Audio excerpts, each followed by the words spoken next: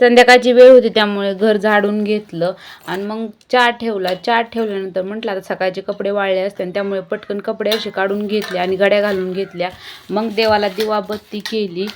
मग इथे आज चिकन आणलं. त्या चिकनचं काय केलं मी ते पुढे तुम्हाला सांगते. त्याआधी मी ते पांढरा भात शिजायला टाकला आणि मग मसाल्याची तयारी केली. कांदा भाजायला ठेवला आणि भाकरी करून घेतल्या. माझ्या अशा खूप मोठ्या अशा भाकरी असतात.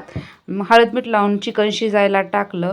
चिकन तोपर्यंत आपलं शिजून झालं आणि मग चिकनची भाजी करायला घेतली. तेल टाकलं. तेलामध्ये लसूण खोबरं छान असं परतून घेतलं. मग वेगवेगळे मसाले ॲड केले. मसाला असं छान असा शिजून द्यायचा. मग खूप छान भाजीला टेस्ट येते. मग आणि पाणी टाकून मसाला परतून द्यायचा. मग त्यामध्ये वाटण टाकलं. वाटणामध्ये मी कांदा आणि फुटाणे बारीक करून घेतले होते आणि मग शिजलेलं चिकन आपलं टाकून घ्यायचं. छान अशी आपली भाजी तयार आहे. मग पटकन जेवण करून घेतलं. नक्की रेसिपी ट्राय करा आणि मग तुम्ही तुमच्या बाळाला काय खाऊ देता ते नक्की कमेंट करून सांगा. Bye bye.